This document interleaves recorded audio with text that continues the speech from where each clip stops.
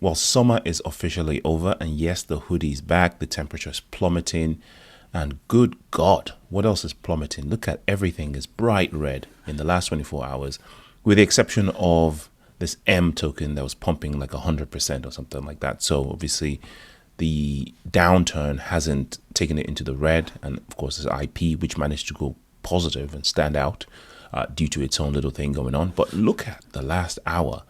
Absolute devastation across the board, even IP down dramatically. Now, what's going on? Is there a black swan event? Well, that's of course because Bitcoin took a bit of a nosedive, and look at that in the last few hours. And I strongly believe that there's absolutely nothing at all. I looked around, I can't find any reason why this is happening. So what this points to is two things. First of all, it's a healthy correction, obviously because we pumped in the last couple of weeks or so. Healthy correction, nothing to worry about, in my opinion. Second of all, I think the market makers in Wales are doing their thing. Like I said before in my previous video, there was a heck of a lot of longs that were put there. That were over enthusiastic, with Ethereum leading the wrecked list. So in the last hour alone, there's been $10 million value wrecked across the board, 6 million longs and 3 million shorts. Now, Ethereum has been wrecked in both directions, by the way. You see in a minute that most of that short wreck was actually in ETH. In the last 24 hours, $1.1 billion worth of crypto wiped out in this little zigzag, right? So if you go to the last hour or so, you can see that Ethereum has taken a massive hit in both directions.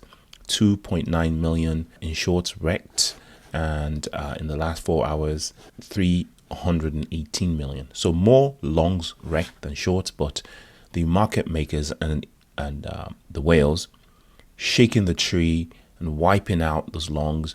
And the reason why they do it, especially when there's no real reason for it to happen and when everyone's looking enthusiastic and stuff, is so that they can wipe you up before the big pump. So this is healthy. One, it looks like a head and shoulders, so we might be in for another wave of dips, obviously. But in my opinion, I think that this is actually quite bullish because it signifies that we're about to move into a big pumping session, right?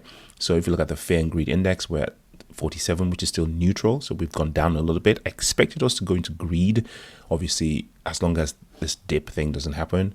You can see that we've now dipped underneath that critical $4 trillion market cap, but not too far below. You know, we're only one good pump back, and we'll be back to where we were just yesterday. So Bitcoin at 112.7, you know, healthy correction, actually not terribly bad. Ethereum took the largest hit at 5% in the last 24 hours in the top 10. Well, I lie. Dogecoin and Solana actually took a harder hit. But in terms of liquidations, Ethereum was decimated. XRP also took a hit, which is to be expected. And if you compare with Bitcoin, you will see that everything is acting pretty much the same way. Everyone is responding to Bitcoin's little correction there.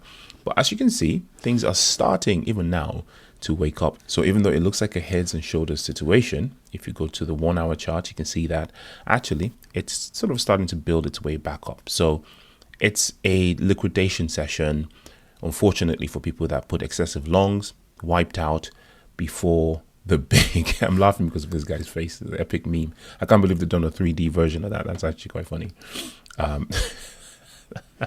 It's all right, everything is fine, and it's got hell for the background. Very funny.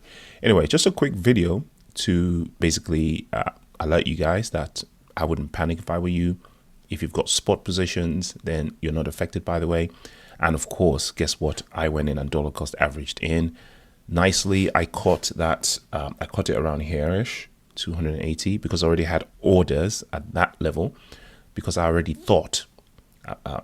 I actually have orders a little bit lower than that, so I was expecting a little bit of a lower price in the liquidation to dip a little bit further down, but it didn't quite hit my last few orders, but it did catch my 2.8, so I'm pretty pleased with that. Not financial advice. I'll see you in the next one. Peace.